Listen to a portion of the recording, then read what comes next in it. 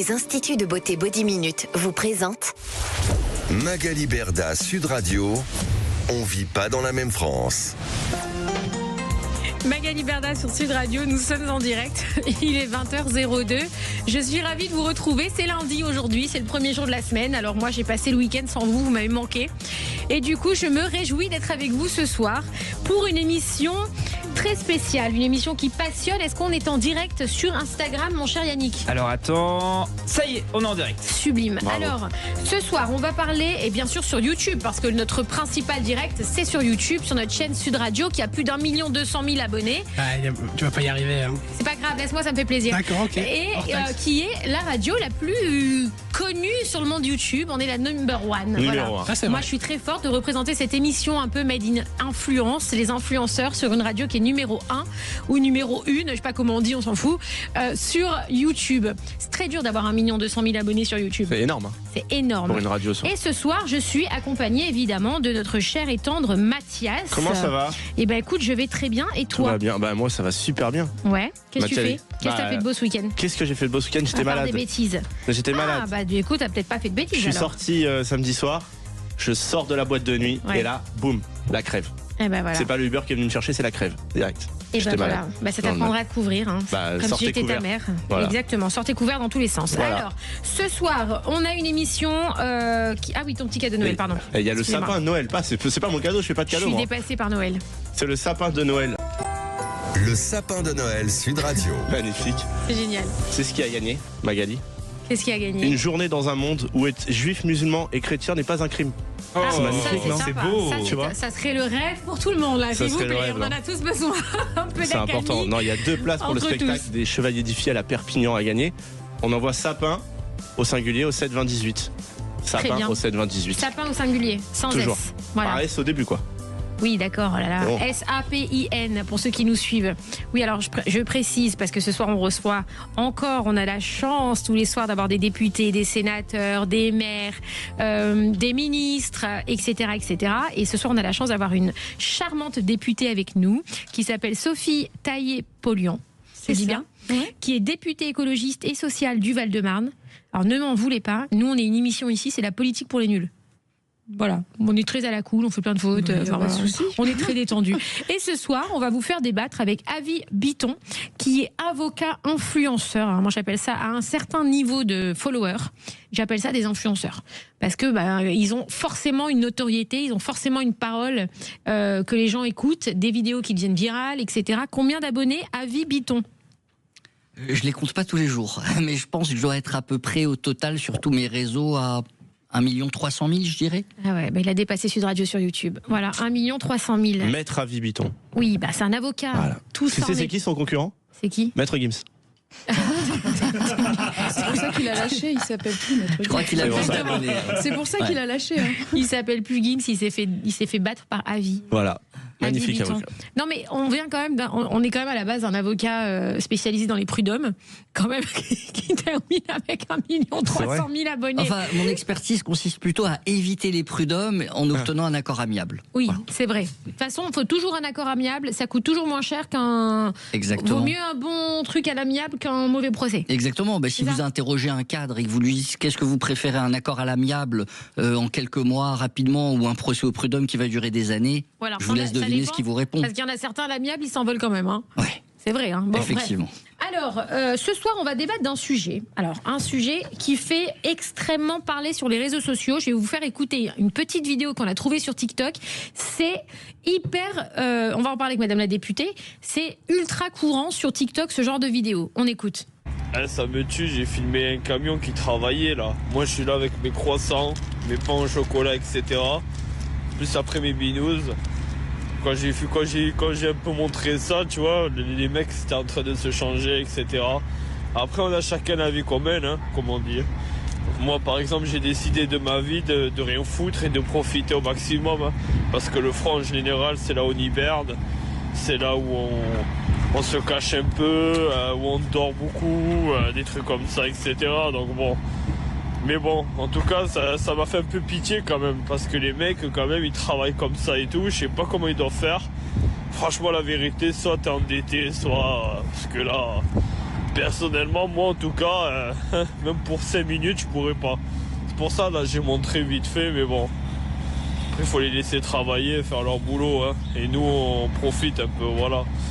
Manière de... Il n'y a pas mieux façon. Donc bon. Alors, on va débattre sur cette vidéo, sur ce sujet, juste après d'abord vos présentations. Je vais d'abord vous présenter tous les deux.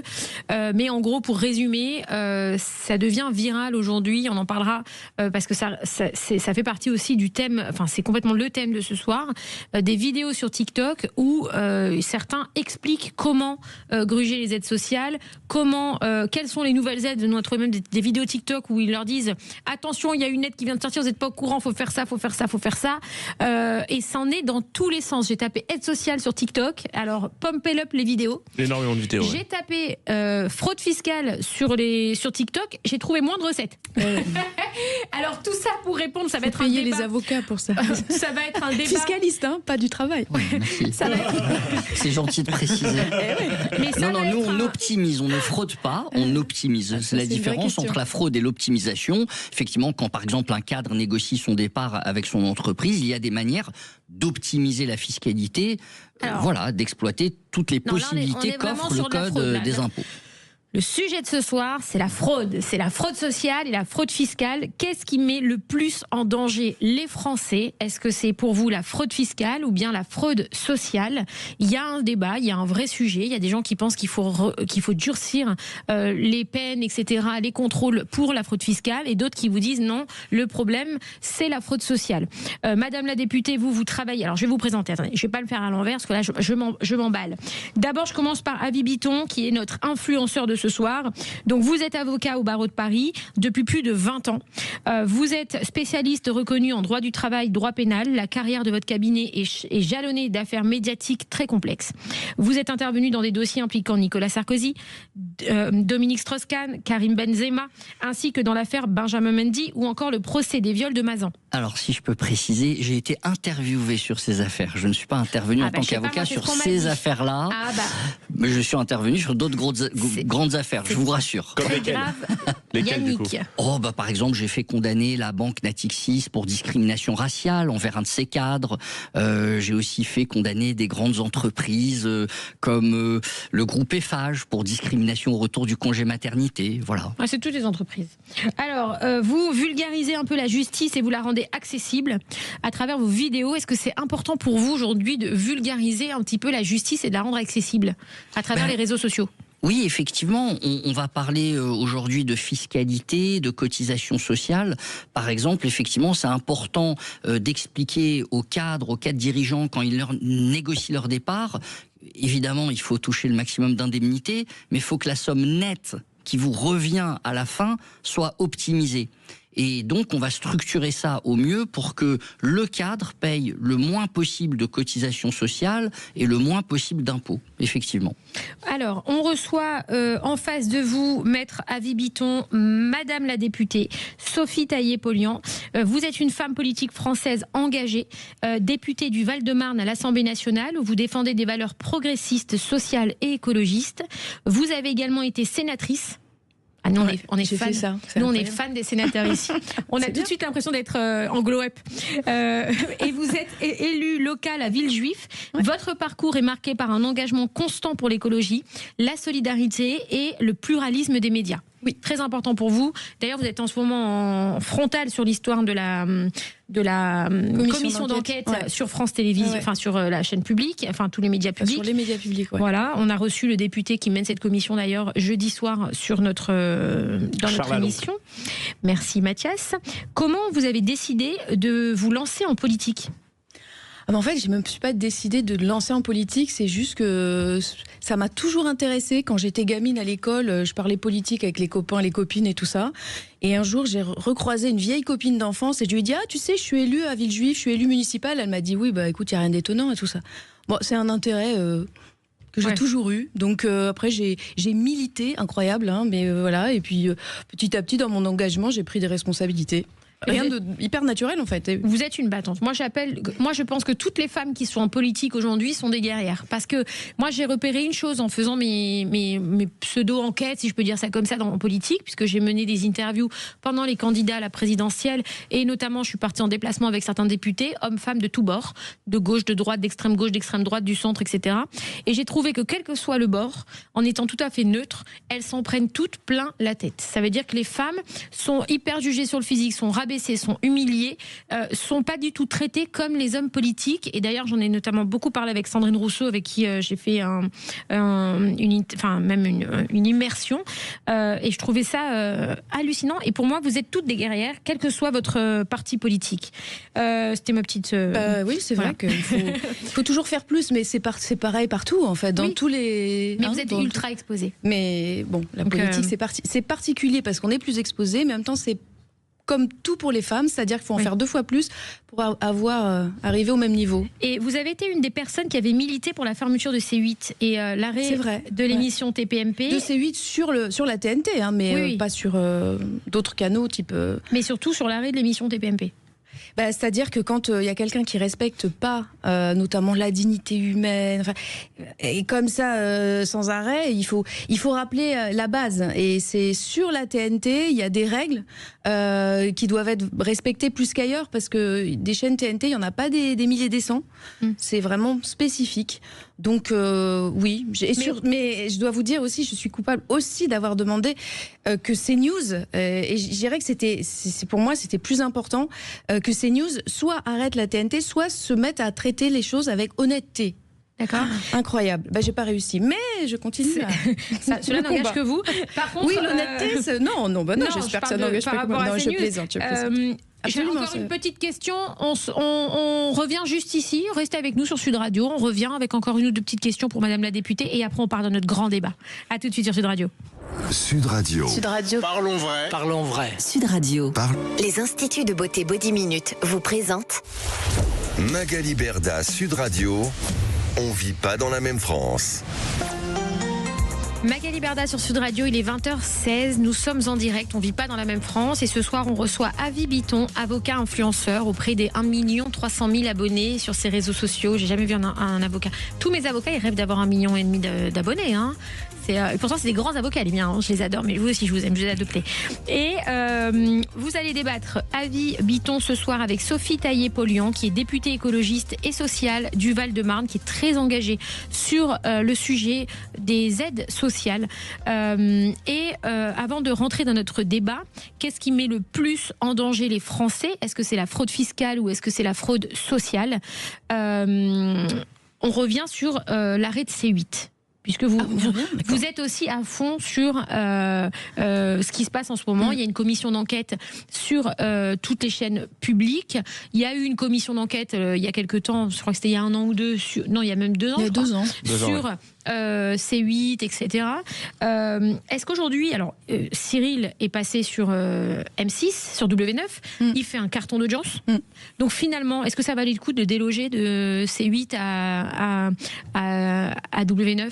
Alors, en fait, est-ce que ça valait le coup de l'arrêter ? Parce que finalement, on l'arrête pas. C'est que les gens l'aiment. C'est qu'il a un public. C'est qu'il a quelque chose. Pourquoi ? Évidemment qu'il a quelque chose. Il a quelque chose de très très fort et un lien avec les gens qui est absolument incroyable. Moi, ce que je voulais, c'était juste qu'il y ait des limites qui soient posées, parce que des fois, quand on est très très aimé et on se croit tout permis et on arrive à faire des choses qui sont pas bien. Il y a eu mais je veux pas forcément en parler de moments spécifiques, mais il y a eu des moments pas bien avec une personne qui a été une star de la télé-réalité, qui a vraiment fait beaucoup réagir. Il y avait beaucoup de moments pas bien, et puis il y avait beaucoup aussi finalement de prise de position politique qui n'était pas le lieu habituel, quoi. Et puis, vous voyez, par exemple, moi qui avais demandé, mais j'ai demandé avec mes petits réseaux sociaux à moi, j'ai pas... Et là, monsieur Hanouna, il a parlé de moi à la télé, en disant « Ah oui, mais Soso, elle doit être amoureuse de moi » en s'embrassant les biceps. Est-ce que vous trouvez que ça, c'est sympathique ? Est-ce que vous trouvez que c'est normal ? Est-ce que vous trouvez que c'est bien de faire ça devant des millions de téléspectateurs ? Vous trouvez que c'est bien ?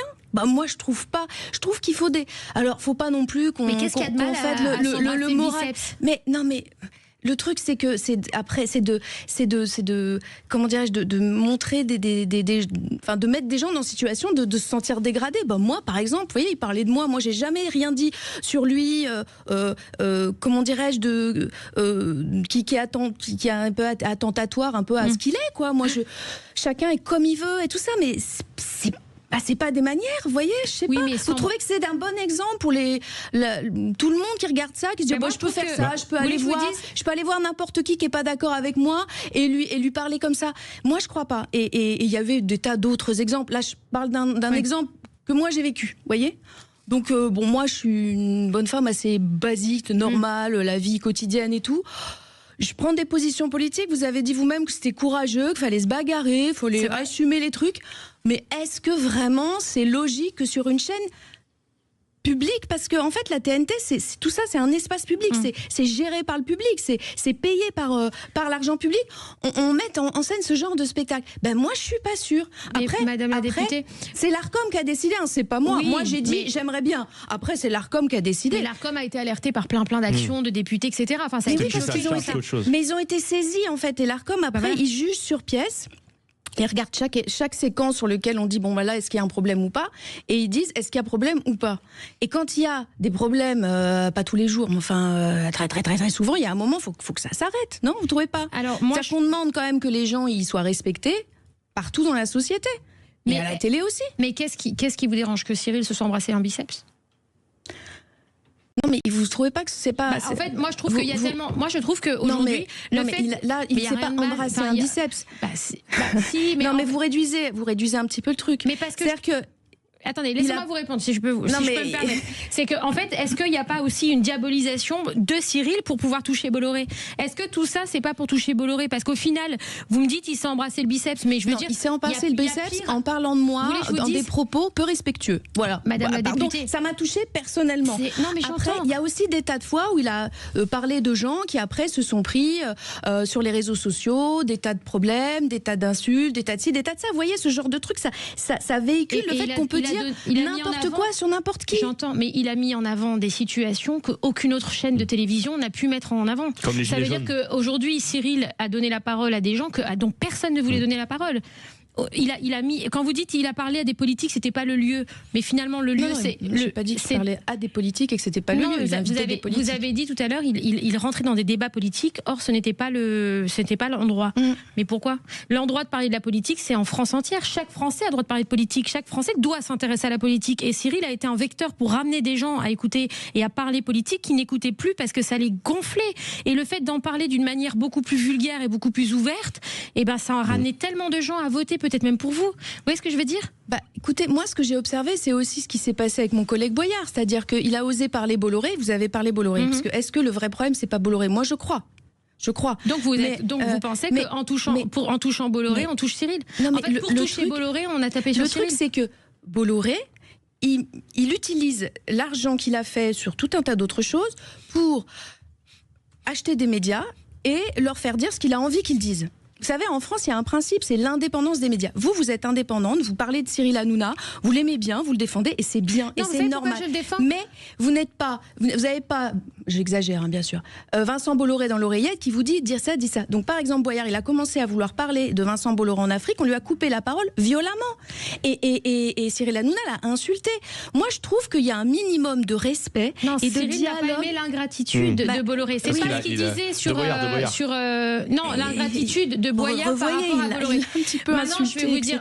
Après, moi, je rentre pas dans leurs histoires personnelles. Oui, parce qu'il y a peut-être des choses que vous ne savez pas en coulisses. Puis il a bien mangé, le Boyard, là-bas. Maintenant, ce que je vais vous expliquer, c'est que moi, en ayant été chroniqueuse là-bas pendant 6 ans, et j'ai été chroniqueuse là-bas, et je ne le suis plus, donc je peux en témoigner, on ne m'a jamais demandé une seule fois de dire ça, de dire A ou de dire B. On nous appelle, on dit voilà, le sujet de ce soir, c'est ça. Vous dites ce que vous voulez. Et je vous jure, c'est vrai, j'ai rien à gagner. J'y suis plus. T'avais pas Bolloré dans l'oreillette? Non, on n'avait pas Bolloré dans l'oreillette. Et en fait, on a l'impression que des fois, il y en a qui se sont fait un petit fantasme. Et j'ai une autre question. Quand on entend, Jésus est pédé sur France Inter. Sur France Inter, qui est une chaîne, qui est une radio. Écoutez. Jésus est pédé, je vois pas pourquoi ça dérangerait. Du haut de la croix, signe révélateur. Jésus écoute Mylène Farmer. Qu'est-ce que c'est? C'est France Inter, public, radio publique. chaîne publique, média public, et payé par du coup les gens comme vous et moi. Oui. Cyril, c'est un média privé. La TNT, c'est pas financé, c'est pas de l'argent public. Bah, c'est une chaîne privée. Le canal TNT, si. Oui, d'accord, mais c'est pas autant public que France Inter. Mais est-ce qu'aujourd'hui, ce que vous entendez là, ce qui a été diffusé sur France Inter, n'est pas plus grave qu'un Cyril Hanouna qui s'est embrassé le biceps? Mais alors, non, mais vous comprenez ce que je veux dire. Là, oui, mais là, vous comment dire? Moi, je vous fais part du sentiment que j'ai eu quand Cyril Hanouna a parlé de moi d'une manière un peu dégradante. Et là, vous résumez ça et c'est embrasser le biceps. Pardon, non, mais c'est pas très. Vous voyez, je veux dire, il a parlé de moi devant des millions de téléspectateurs parce que moi, j'ai fait une demande pas contre lui personnellement. J'ai fait une demande de ce qui me semblait être juste pour les Françaises et les Français. Point. Après, c'est pas moi qui décidais. Donc ne faites pas genre il s'est embrassé biceps. Non. Et après moi, ce que je dis, c'est que quand il y a un problème, il y a l'Arcom qui doit être saisi. Si des gens sont choqués par ça, ils doivent saisir l'Arcom. Est-ce que ce que vous venez d'entendre, à votre avis, on doit saisir l'Arcom pour ce que vous venez d'entendre? Et pour moi, il faut que les médias publics soient plus en prise avec, plus dans leur gestion, dans leur choix, plus en lien avec les salariés qui bossent là-bas. Et 2 avec les usagers pour que ce soit voilà. Donc moi je suis pas obtus et dire il faut qu'il y ait zéro changement, pas du tout. Je pense qu'il y a plein de choses qui doivent évoluer dans plein d'endroits. Mais c'est l'Arcom qui doit juger. Est-ce que ce que vous venez d'entendre là, voilà, c'est complètement hors contexte. Donc moi je trouve pas ça super rigolo, mais enfin bon après excusez-moi, c'est hors contexte. Après voilà. Excusez-moi, c'est juste christianophobe et homophobe. Enfin ça porte atteinte à la fois de millions de Français, ça emploie le terme PD qui est quand même un terme qu'on doit proscrire aujourd'hui. Je ne soutiens pas ce propos. Je ne soutiens pas ça. C'est visiblement un truc humoristique. Je suis pas sûre que ça me fasse vraiment rire. J'aimerais bien entendre mais la blague de Cyril Hanouna était aussi humoristique. Vous la prenez comme une blessure grave personnelle, mais là il y a des millions de Français qui peuvent être heurtés en raison de leur orientation sexuelle ou religieuse. Mais je n'ai pas défendu je n'ai pas particulier. Mais non. Oui, mais visiblement vous refusez de répondre à la question de Magali, qui est mais s'il y a des personnes. Ce propos, est-ce qu'il est condamnable, oui ou non? Mais s'il y a des personnes. Vous venez d'entendre PD sur une radio publique et vous ne condamnez pas ça, madame? Non, en fait, il ne faut pas qu'il y ait 2 poids 2 mesures. C'est parce que c'est Cyril Hanouna, alors on condamne. Mais bien sûr qu'il ne faut pas qu'il y ait 2 poids 2 mesures. D'ailleurs, l'Arcom régulièrement fait des mises en demeure à tous. Donc vous êtes d'accord que ce que vous entendez sur France Inter, c'est absolument pas normal? Non, non, c'est pas tout ce que j'entends sur France Inter, c'est pas normal. Ce que vous avez entendu là. Non, mais il y a des trucs qui sont incongrus, qui n'auraient pas dû avoir lieu. Là, visiblement, je ne sais pas ce dont il s'agit. Je trouve pas ça très très très drôle et ça peut choquer des gens. Donc il y a certainement eu. Ça peut choquer des gens, mais dites-le, madame. Moi, ça me choque. Vous avez entendu que c'est. Moi, ça me choque. J'ai pas besoin d'avoir le contexte. Mais Monsieur Bitton, vous avez entendu que c'est. J'entends PD sur le service public. Vous avez entendu que c'est un truc de la chanson de Étienne Châtilliez, là, du film La vie est un long fleuve tranquille. C'est une reprise de ce truc-là. Oui, on l'a compris. Donc voilà. Bon après, moi, personnellement, j'aurais pas employé ce terme-là. Je trouve pas que ce soit très. Mais si vous voulez, c'est pas à moi de juger. Après, vous pensez que Jésus il est vraiment homo? Mais non, mais en fait, je m'en fous. Vous voyez. Voilà, moi, la sexualité de qui que ce soit, mais encore c'est le problème des gens et pas du tout le mien. Moi, je m'intéresse à la mienne. Et puis voilà, et point final. Donc non, mais pour autant, vous n'allez pas demander la déprogrammation de cette émission sur France Inter, alors que pour TPMP, en raison de la blague qui a été faite sur vous, là par contre, mais non, vous la pensez blague que c'est qui a été faite sur moi, de déprogrammer TPMP et Cyril Hanouna? C'est pas une blague, mais bon, la blague qui a été faite sur moi, ce qui n'est pas vraiment une blague. Si, on comprend que c'est une blague. Soso, il s'embrasse le biceps. Ou alors, faut vraiment pas avoir d'humour. Oui, peut-être. Mais en fait, si vous voulez, moi j'avais fait cette demande parce qu'il y avait eu beaucoup de mise en garde et de sanctions de l'Arcom avant. C'est sur ce qu'a jugé l'Arcom. C'est pas là-dessus que j'ai demandé. Sinon, qu'est-ce qu'on s'en fout de ma personne? Je veux dire, c'est pas grave. Puis ça passe et puis on oublie. Mais c'est parce qu'il y avait eu beaucoup de mises en cause, beaucoup de sanctions de l'Arcom à l'égard de C8 et de CNews, que je disais, comme ils n'ont pas respecté leur cahier des charges, ce serait normal qu'on leur redonne pas l'antenne. Moi, c'est tout. Est-ce que c'est pas juridiquement intelligible de se dire, ils ont fait des conneries, ils n'ont pas respecté le cahier des charges, donc on va peut-être réfléchir à 2 fois avant de leur faire signer un nouveau, parce qu'en fait, ils le respectent pas. Moi, c'est ça. Ce qui serait juridiquement intelligible, c'est d'appliquer les mêmes règles à tout le monde. Mais c'est le cas, parce que si l'Arcom... pas appliquer des règles très strictes affecte à Cyril Hanouna mais c'est pas vrai. Si et son ambition et pas d'autres. Autant de sanctions au service public, moi je serais pour qu'il y ait un changement des directions des services publics, bien sûr. Alors, il n'y a pas de souci, mais il n'y en a pas autant. Les faits sont têtus. Restez avec nous sur Sud Radio. On revient avec notre sujet du jour. Oui, quand même. Parce avec que... notre thème, qu'est-ce qui met le plus me en dire, danger? Tu parles de ça, apparemment, c'est Hanouna qui met le plus en danger. C'est ça. On pensait pas que ça allait partir aussi longtemps. Donc, qu'est-ce qui met en danger le plus les Français? Est-ce que la fraude fiscale ou est-ce que c'est la fraude sociale? Et on répond à cette question juste après cette petite pause sur Sud Radio. À tout de suite.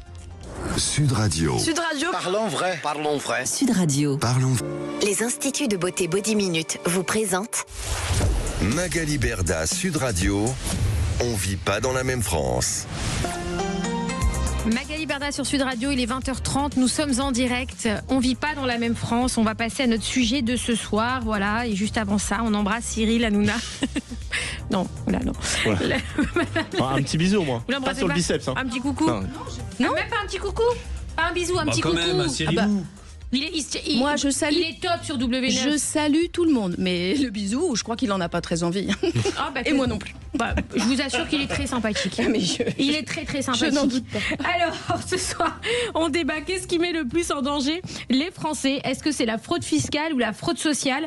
On a entendu un petit magnéto juste avant, au début de l'émission, où on entend... Alors, Madame la députée, vous êtes sur une commission d'enquête, je crois, actuellement aussi? Sur un projet de loi. Un projet de loi, une PPL, on appelle ça. J'apprends plein de mots. Non, un PJL. La PPL, c'est quand c'est les députés, les sénateurs qui l'écrivent. Ok. Non, mais je refais un point, parce que comme c'est les projets de loi, ça vient du gouvernement. Ok. Et les propositions de loi PPL, c'est à l'initiative des parlementaires. Donc c'est nous qui les écrivons et qui les proposons. Donc et là, dans les faits, 90% des lois qui sont votées sont des projets de loi, c'est-à-dire qu'ils viennent du gouvernement, qui n'est pas élu. Et il n'y a seulement que 10% des lois qui sont d'origine parlementaire, qui viennent des députés. Okay. Voilà, Magali. Super. Alors, c'est le moment chiant peut-être. Moi, je veux savoir. Vous pensez, en parlant français, enfin, quand je dis français, c'est en parlant un peu James, quoi. Trop cool. Vous pensez qu'en gros, la fraude sociale est bien plus... en fait, c'est comme si la fraude sociale... Si je retranscris un peu ce que j'ai vu de vos interventions, c'est comme si en vrai on faisait un faux combat parce qu'il n'y avait pas vraiment de fraude sociale et que là où il fallait taper fort, c'est la fraude fiscale. Est-ce que c'est ça, Madame la députée?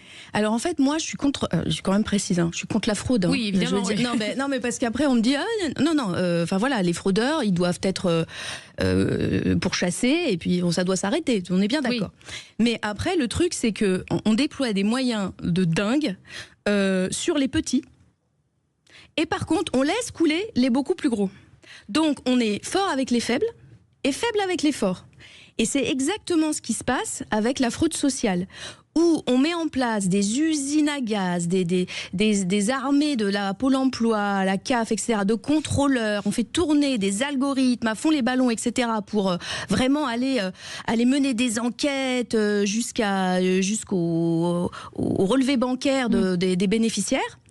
Et par contre, on met en place, pour la fraude fiscale, par exemple, et ça, monsieur, il va aimer, la CJIP, c'est-à-dire le fait de dire je vais négocier, j'ai fraudé fiscalement, mais bon, je vais dire ok, je suis coupable, et après on va négocier un arrangement, vous voyez. Et en fait, il y a ce sort on parlait du 2 poids 2 mesures, en fait avec les petits, on est beaucoup plus dur.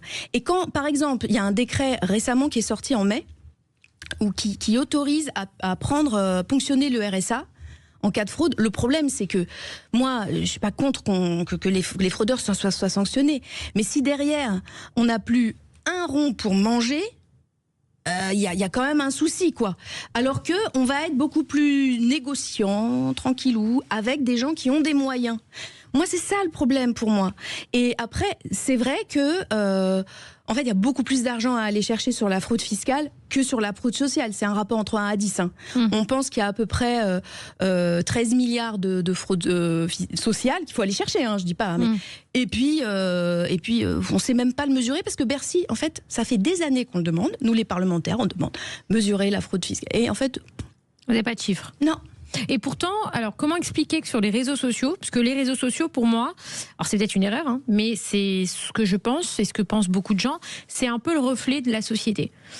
Sur les réseaux sociaux, on voit toutes nos faiblesses, toutes nos failles, toutes les failles d'une société, parce que sur les réseaux sociaux, il n'y a pas vraiment de police, il n'y a pas vraiment de règles, tout le monde fait un peu ce qu'il veut, il peut se cacher derrière un compte, donc les gens ils vont beaucoup plus fort que dans la vraie vie où je sors dans la rue, il y a de la police, etc.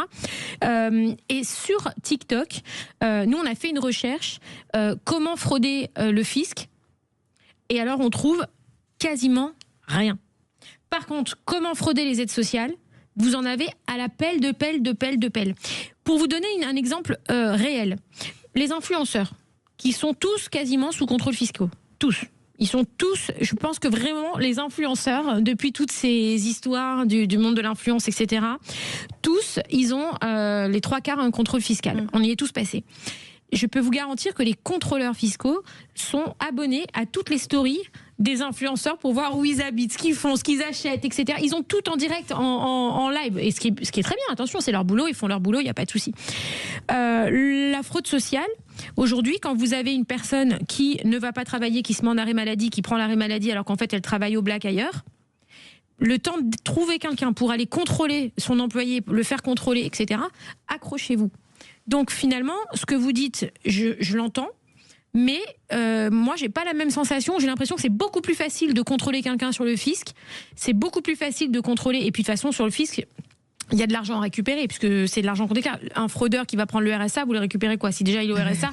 Donc, détrompez-vous, figurez-vous, parce que comme la CAF, elle a le droit de ponctionner sur les comptes, ou d'arrêter les aides, en fait, ils arrêtent les aides et donc au final ils se remboursent sur le fait de plus verser par exemple les APL, ou parce que quand vous avez eu un problème avec la CAF, que ce soit d'ailleurs une fraude ou juste des erreurs, hein, parce qu'il y a aussi toutes les erreurs de l'administration, ce qui fait que vous recevez un truc, en fait vous y aviez pas droit, vous savez pas, vous dites cool, je respire, et après vous prenez un contrôle parce que les algorithmes pensent que vous avez un profil de fraudeur, et là on vous épluche tous vos relevés de bancaire, et si mamie elle a fait un virement pour le cadeau de Noël des enfants, on considère que vous auriez dû le déclarer. Non mais c'est ça aujourd'hui, hein, c'est hyper intrusif. Donc si vous voulez, moi je trouve que ce qu'il faut c'est aller mettre des moyens là où c'est gros, là où on peut récupérer des sous, parce qu'on a besoin de sous pour le budget de l'État et pour faire en sorte que ce soit un peu plus rééquilibré et qu'on puisse financer nos hôpitaux, nos écoles, etc., etc. Bon, donc il faut aller là où c'est gros. Là où c'est gros en fraude sociale, c'est notamment les boîtes qui emploient des gens au noir et qui après disparaissent et puis reparaissent ailleurs, etc., etc. Là, c'est gros. Là, il faut vraiment mettre des moyens. D'ailleurs, c'est 1/3 de la fraude sociale. C'est pas les gens qui se disent ouais, bon, je vais essayer de choper le RSA, etc. Non, c'est pas ça. Donc vous, c'est taper les entreprises. Bon, mais les entreprises là qui font vraiment, c'est pas, ils ont oublié de mettre un échafaudage. Non, c'est vraiment qu'ils font un. Là, il y a énormément de sous.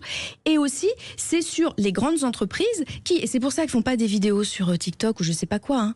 Ils vont voir des cabinets de conseil fiscaux qui les aident à faire des montages qui sont parfois légaux, parfois limites, parfois illégaux. Et là, c'est des millions et des millions et des millions qui sont fraudés au fisc d'un coup. Donc moi, je trouve qu'il faut qu'on soit un peu moins à taper toujours sur les petits, quoi, et vraiment à mettre les moyens pour que, quand il y a vraiment de la fraude, on y aille.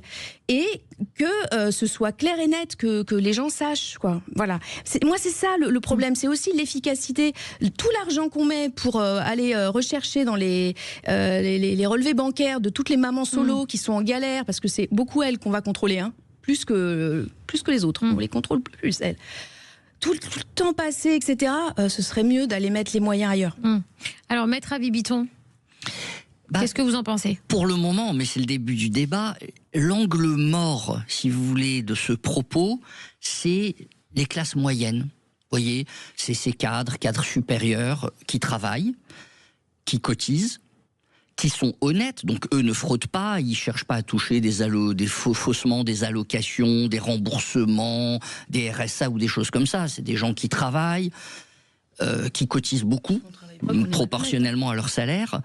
Et eux, ils payent beaucoup d'impôts, beaucoup de cotisations sociales.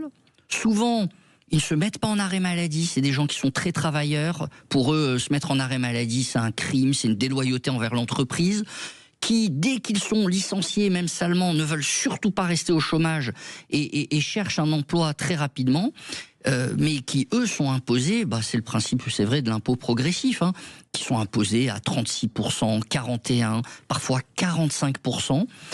Et cela, effectivement, on n'en parle pas. C'est pas les très pauvres, c'est pas non plus les très riches, et c'est un peu l'angle mort du propos, on les oublie souvent. Mais parce qu'ils sont pas dans la fraude, comme vous le dites. Ces gens-là, non, ils ne sont pas dans la fraude, il y a des gens mais malhonnêtes ils sont partout, victimes. chez les très pauvres, chez les un peu pauvres, chez les plus moyens, chez les... Je veux dire, des malhonnêtes, malheureusement, non, cette catégorie dont je parle, c'est vraiment les honnêtes gens, les classes moyennes qui travaillent. Je pense qu'ils fraudent beaucoup moins. Par contre, ils sont victimes d'une forme de fraude. C'est ce qui concerne leur temps de travail. C'est-à-dire que souvent, on les met dans des statuts de cadres dirigeants, de cadres au forfait jour, etc., pour pas compter leurs heures. Donc du coup, effectivement, ils ne comptent pas leurs heures. Ils travaillent 50, 60, 70 heures par semaine. Pour eux, les 35 heures, souvent, c'est le double chaque semaine. Mais leurs heures supplémentaires ne sont pas payées. Il n'y a pas suffisamment de contrôle par l'inspection du travail. Il n'y a pas suffisamment de condamnation par les prud'hommes.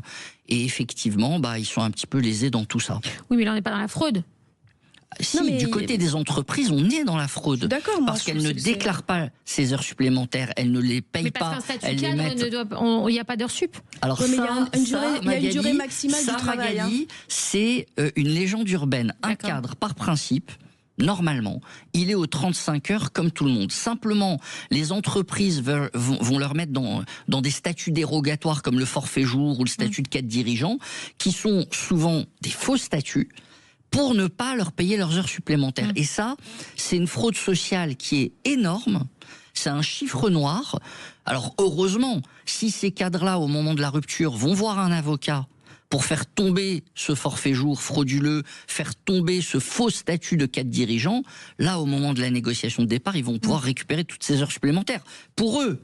Mais toutes les cotisations sociales qui auraient dû aller à l'URSSAF, qui auraient dû aller à la solidarité nationale, elles sont évaporées. Mais moi, je suis totalement d'accord avec vous. C'est-à-dire que la situation, en fait, aux salariés, parce qu'il s'agit de salariés, elle s'est dégradée à tous les niveaux. Et d'ailleurs, c'est pour ça aussi qu'on voit beaucoup plus de burn-out, d'arrêt maladie, etc. aussi, de souffrance au travail chez des cadres qui en souffraient moins auparavant. Et on en voit beaucoup. Et c'est un vrai sujet. On est d'accord là-dessus. Désolée Magali, tu veux un débat, mais là on est d'accord là-dessus. Non, mais en fait, en réalité... moi, je suis d'accord avec le fait aussi que ce type de personnes qui payent des impôts sur le revenu, parce que les personnes qui ont moins de sous payent peut-être pas d'impôts sur le revenu, mais ils payent la TVA. Et en proportion de ce qu'ils touchent, ça fait beaucoup. Donc, ils payent leur part aussi. Mais quelque part, on paye toujours au moins pareil, ou parce que ça n'a pas énormément augmenté ces dernières années. Et pourtant, les services publics, le service qu'on peut attendre de l'école, de l'hôpital, etc., lui, il baisse. Pourquoi ? C'est pas qu'il y a une explosion des dépenses de l'État, c'est qu'on aide de plus en plus les grandes entreprises sans aucune contrepartie et sans ces fameux contrôles dont je parlais. Pardonnez-moi, excusez-moi, Madame la députée. Les grandes, aucune contrepartie des grandes entreprises. Enfin, il y a un paradoxe dans le propos. Les grandes entreprises, c'est des entreprises qui créent de l'emploi, qui embauchent des centaines et des milliers de salariés. Donc quand vous dites on fait des cadeaux aux grandes entreprises sans contrepartie, non, la contrepartie c'est que ce sont des grandes entreprises qui créent de l'emploi et embauchent des millions de Français. Moi je vais vous donner un exemple. Par exemple sur ma circonscription, j'ai encore pour quelques mois le siège de Sanofi à Gentilly. Il y a le siège de Sanofi. Sanofi, ça fait bien longtemps qu'ils n'embauchent plus. Au contraire, ils licencient. Il y a une dizaine d'années, tout le monde s'est mis autour de la table, les communes, le département, la région, etc., pour les aider à s'implanter à Gentilly. On a construit un super bâtiment, on fait tout pour eux, en fonction de leurs besoins. Et hop, 10 ans plus tard, ils décident que ça va mieux à la Défense, ils s'en vont, et toutes les aides qu'on leur a données pour construire ça... Mais madame, ils restent en France, pardonnez-moi, c'est pas une délocalisation. Ils changent de département. Vous centrez le débat sur votre département. Ils ont changé de département. Je vous donne un exemple. Non, mais si les chiffres du chômage avaient explosé ces dernières années, ça se saurait. Ils licencient. Ils donnent du travail aux gens. Mais regardez les chiffres du chômage, ils n'ont pas explosé, ils sont plutôt ils ont augmenté bons en ce moment. Non, là, le dernier chiffre n'était pas très bon. De chômeurs. Mais excusez-moi, le chômage n'a pas explosé en France ces derniers temps. Mais la précarité augmente énormément. Mais et donc, donnez-nous des chiffres. Et donc, je vous en donnerai, monsieur. Il y a de la précarité en France, madame. Personne ne le conteste. Mais on n'est pas en train, c'est pas en train d'exploser. Les entreprises sont pas en train de détruire systématiquement des emplois en France. La précarité des jeunes mettent 2 ou 3 ans de plus qu'avant, qui a une dizaine ou une quinzaine d'années pour trouver un emploi stable, un CDI. Peut-être que les études sont aussi plus longues et c'est une bonne chose pour nos jeunes. Non, je vous parle des jeunes qui sont plus en études, plus en emploi. Je vous parle du parcours d'insertion professionnelle, c'est-à-dire à partir du moment où on commence à chercher un job, où on accepte un stage, on a un premier CDI, un deuxième, un troisième, on met 2 à 3 ans de plus maintenant qu'il y a 10 ou 15 ans à avoir un job, et donc on n'arrive plus à partir de ses parents, etc. Vous parlez d'un temps que les moins de 20 ans ne ne peuvent pas connaître. Ben voilà. Et que moi j'ai connu, désolé. Alors désolé, moi je l'ai connu ce temps. Restez avec nous sur Sud Radio, on revient tout de suite pour finir ce débat sur les aides, sur les fraudes fiscales et les fraudes sociales. À tout de suite sur Sud Radio. Magali Berda, Sud Radio, 20h, 21h, on vit pas dans la même France. Sud Radio, parlons vrai. L'Institut de beauté Body Minute vous présente Magali Berda, Sud Radio, on vit pas dans la même France. Magali Berda sur Sud Radio, il est 20h47, nous sommes en direct pour l'émission si particulière que j'aime tant. On vit pas dans la même France, et puis finalement des fois on voit qu'on vit dans la même France quand même. C'est très sympa comme émission, on adore, on mélange les genres, on casse les codes, on reçoit des influenceurs, des personnalités publiques chaque soir. Ce soir on reçoit Avi Bitton, avocat influenceur, je l'appelle influenceur parce qu'il a presque 1 300 000 abonnés en tout, qui débat en face de madame la députée Sophie Taillé-Polian, députée écologiste et sociale du Val-de-Marne. Le sujet ce soir, qu'est-ce qui met le plus en danger les Français? Est-ce que c'est la fraude fiscale ou la fraude sociale? Alors, on a fait un petit sondage tout à l'heure sur Instagram, on a posté une petite story avec cette question. Alors attendez, je vais de ce pas voir ma story. Non, parce que, attendez, on a Candy Satia juste après. Hop. Ah, attends. Alors, je sais pas. C'est bon, tu l'as? Selon vous, qu'est-ce qui met le plus en danger les Français? Et je vous montre, madame la députée, je montre à l'écran, pardon. C'est en vrai de vrai. Regardez, il y a mes stories. Hop. Les gens pensent que c'est à 33% la fraude fiscale. 67% des gens pensent que c'est la fraude sociale qui met le plus en danger les Français.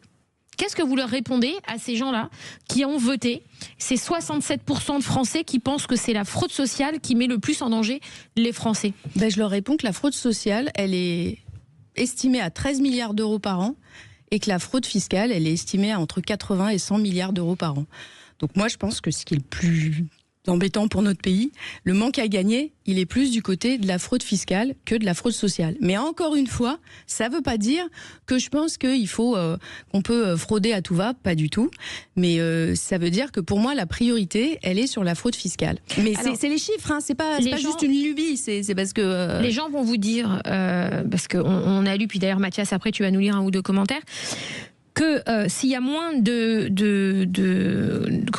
d'éléments financiers calculés sur la fraude sociale, c'est qu'elle est beaucoup plus difficile à trouver, c'est qu'elle est beaucoup plus invisible, et que surtout il y a beaucoup moins de contrôleurs que sur la fraude fiscale. Ah non, c'est pas vrai. Si, c'est vrai. C'est vrai. Moi, je vais vous donner l'exemple, effectivement, des heures supplémentaires non payées aux salariés par les entreprises. Vous avez environ, bon an, mal an, 500 inspecteurs du travail en France. 500 inspecteurs du travail pour environ 20 millions de salariés, plus de 2 millions d'entreprises. Vous avez beaucoup d'entreprises qui, de toute leur vie, ne vont jamais voir le visage de leur inspecteur du travail parce qu'il passera jamais enquêter. Ça, c'est typiquement un chiffre noir. C'est occulte, on ne peut pas le mesurer. Et donc, pardon madame la députée, mais quand vous dites la fraude sociale est beaucoup moins élevée, c'est 13 milliards par rapport à la fraude fiscale, mais comment on peut mesurer ça? Par définition, c'est un chiffre noir. Les heures supplémentaires non payées par les entreprises, et donc c'est autant de cotisations sociales à l'URSSAF qui nous échappent complètement, mais c'est des milliards chaque année, c'est un phénomène massif, on le sait. Regardez les cadres qui travaillent sans compter compter leurs heures, et leurs heures supplémentaires sont pas payées parce qu'on les met dans des statuts de forfait jour de 4 dirigeants. Les entreprises le font pour éviter de leur payer leurs heures supplémentaires. Ça, c'est typiquement une fraude sociale massive qui concerne des millions de salariés. Alors, je suis d'accord avec vous sur les inspecteurs du travail. J'ai d'ailleurs commis un rapport là-dessus il y a quelques années sur la baisse du nombre d'inspecteurs du travail. Et croyez-moi que je regrette que le nombre d'inspecteurs du travail diminue parce que non seulement il y a la chasse au travail au noir, au travail dissimulé, mais il y a aussi, bien sûr, la protection de la santé des salariés parce que c'est quand même hyper important aussi. Les inspecteurs du travail, ils vérifient que les salariés soient en sécurité quand ils bossent. Et notamment, il y a quand même dans notre pays, on a le record des morts au travail. Donc moi, je suis d'accord avec vous sur l'inspection du travail. Et d'ailleurs, sur le fait que la fraude sociale des employeurs, elle représente la moitié de la fraude sociale. Donc là, il y aura un gros boulot à faire. C'est ce que je vous disais sur vraiment le truc sur la chasse au travail au noir, parce que c'est vrai que ça comment dirais-je, ça évite des cotisations URSSAF. Et après, c'est aussi pour ça qu'on a nos comptes sociaux qui sont dans le rouge. Là, je suis absolument d'accord. Mais par contre, là où je dis qu'il y en a beaucoup, à Pôle emploi, par exemple, on a quand même pas mal d'agents qui sont chargés de l'accompagnement des demandeurs d'emploi pour les aider à trouver un boulot. Et eux, ils ont été bien moins augmentés en nombre que les personnes chargées de lutter contre la fraude. Donc, et dans le même temps, parce que ça c'est aussi un truc hyper important, dans le même temps, on a complexifié à outrance les allocations. C'est-à-dire que mais ça change tous les mois. Il faut que vous mettiez à l'euro près, la minute près de travail, etc. On est d'un tatillon. Alors que si peut-être on était un peu... Je dis pas qu'il faut que les gens fassent n'importe quoi, mais peut-être des règles plus simples, qui évitent des erreurs, des indus, etc. Et qu'on mette les sous sur le contrôle, notamment pour lutter contre le travail au noir. Là, ça me semblerait vraiment une bonne chose. Encore une fois, je ne nie pas qu'il y a de la fraude sociale. Il y en a, et elle est majoritairement le fait des patrons qui font du travail au noir. Mais il y a aussi sur toutes enfin, je suis sûre que si vous lancez un appel à témoignage de gens qui se sont fait contrôler CAF, vous allez en avoir des vertes et des pas mûres. Quand je vous disais tout à l'heure, moi j'ai reçu un témoignage d'une maman qui m'a dit que elle avait fait un contrôle CAF et que en fait on lui avait dit qu'elle avait omis, donc elle avait fraudé, parce qu'elle n'avait pas indiqué le virement que lui avaient fait ses parents pour payer des cadeaux de Noël à ses enfants. Je veux dire, on en est là. Et je peux vous dire qu'ils n'avaient pas fait une donation à 15 000 €, quoi. Je veux dire, c'était une femme qui galérait, qui bossait pour nourrir ses mômes, maman seule et tout ça. Donc, je pense qu'il faut qu'on maîtrise mieux les moyens qu'on met au contrôle pour vraiment aller cibler là où c'est efficace. Et je rejoins sur les inspecteurs du travail qui sont en sous-nombre et auxquels on donne des missions souvent qui ne sont pas les plus importantes dans l'entreprise. Et il y a des tas de postes qui ne sont pas couverts. Et l'AME, du coup, alors l'AME, c'est, je le redis, c'est l'aide médicale de l'État, qui est un dispositif qui permet aux étrangers en situation irrégulière d'accéder gratuitement aux soins médicaux en France sous condition de ressources. Madame la députée, est-ce que vous pensez que l'AME est devenue une dépense souvent abusive, mal contrôlée et qui coûte aujourd'hui trop cher aux Français? Non, je pense pas. Je pense que là, c'est comme sur la CAF et tout, les trucs, c'est vraiment super à la marge. Après, vous pourrez toujours trouver un exemple, je sais pas quoi. Mais globalement, mais vraiment tous les médecins disent, c'est que le bénéfice de l'AME, il est pour la santé publique en général, c'est-à-dire éviter que des maladies infectieuses ne se propagent, éviter que des trucs bénins ne s'aggravent, et finalement, comme quand même, j'espère dans ce pays, on tient au fait que quand il y a quelqu'un qui est malade, on le soigne, c'est mieux de soigner quelqu'un qui a une petite maladie qu'une maladie qui a dégénéré et mal tourné. Donc en réalité, le coût par rapport au bénéfice pour la société, il est important. Et moi, je trouve que en plus, c'est humain de soigner les gens, quoi. Je pense pas qu'ils viennent pour ça. Pour embaucher des infirmières supplémentaires ou mieux payer nos infirmières, par exemple, ou nos médecins en France, pas du tout dans les hôpitaux, pour soigner les gens, parce que le fait d'attendre comme ça, on a entendu beaucoup d'histoires de gens qui attendent tellement dans les salles d'attente, qui meurent, qui en meurent. Oui. Mais bien sûr, mais c'est pas la faute des quelques dizaines de milliers ou centaines de milliers de personnes qui sont à l'AME. Hein. Alors non, ce que je regrette, les dizaines, centaines, milliers de postes qui sont non pourvus dans les hôpitaux, les problèmes de manque de médecins, c'est pas la faute des gens qui touchent, qui sont à l'AME. Alors, un petit peu quand même, Madame la députée. Moi, ce que je regrette, si vous voulez, c'est qu'effectivement, d'un côté, il y a des gens qui travaillent pas ou qui travaillent peu et qui fraudent, et qui profitent du système, pendant que d'autres, moi je vois effectivement les cadres que je conseille, ils ont travaillé toute leur vie, ils ont cotisé toute leur vie, ils n'ont jamais fraudé, et au moment où ils tombent en burn-out parce qu'ils sont harcelés au travail, ils se mettent en arrêt maladie, et à un moment donné, la sécurité sociale va leur dire « stop, on ne peut plus vous prendre en charge, on ne peut plus vous rembourser vos arrêts maladie », tant pis, vous devez retourner au travail, faites-vous licencier pour inaptitude, pesez sur l'assurance chômage, mais nous, la sécurité sociale, on ne vous prend plus en charge. Eh bien, je suis désolé, Madame la députée, ces honnêtes gens qui travaillent, qui cotisent toute leur vie, eh bien, finalement, si la sécurité sociale, à un moment, leur coupe leurs indemnités, c'est parce que de l'autre côté, il y a des fraudeurs qui plombent les comptes de la sécurité sociale, qui eux ne sont pas des honnêtes gens, qui eux ne travaillent pas. Donc si il y a des gens que vous devez protéger en tant que député, pour lesquels vous devez vous battre, ce sont ces honnêtes gens qui eux sont aussi victimes de cette fraude et qui à un moment donné effectivement peuvent plus toucher leurs aides. On part sur les questions flash and cash. C'est le moment préféré de nos auditeurs, avec des questions simples, réponses rapides, sans filtre, sans tabou. Les questions flash et cash. Alors, Sophie Taillé-Polian, Brigitte Macron se retrouve au cœur d'une polémique après avoir qualifié des militantes féministes de sale connes. Est-ce que vous êtes choquée par les propos de la Première Dame ? Je suis solidaire et je suis une sale conne. Ok. Avis Biton, vous êtes pour ou contre l'interdiction des plateformes comme Mime ou OnlyFans en France ? Est-ce que c'est légal ? Est-ce que c'est légal en fait ? Les interdire pour des mineurs, je le comprends. Mais bon sang, quand on est majeur, qu'on est vacciné, qu'on sait ce qu'on fait... Bah non mais attendez, on n'est pas en Iran, on est en France, rassurez-moi. Non mais il y a encore quand même une liberté, notamment une liberté sexuelle. Chacun est libre, s'il est libre et consentant, de faire ce qu'il veut, de sa vie personnelle, de ses mœurs, de son corps, rassurez-moi. Justement, Sophie Taillé-Polian, Jean-Philippe Tanguy, député du Rassemblement national, veut réouvrir le débat sur les maisons closes. Bonne ou mauvaise idée selon vous ? Mauvaise idée. Je pense qu'il faut donner davantage de moyens pour réinsérer les personnes qui se prostituent et qui ne le souhaitent pas, qui sont une immense majorité, et mettre enfin en action la loi qui a été votée il y a 10 ans, et les moyens n'ont jamais été mis. Donc je suis pas du tout favorable à l'ouverture des maisons closes. Mais alors par contre c'est un débat incroyable, au sens où vraiment c'est un débat... je veux pas dire passionnel parce que ce serait un peu méprisant pour ce débat, mais enfin c'est un débat très vif, y compris à gauche.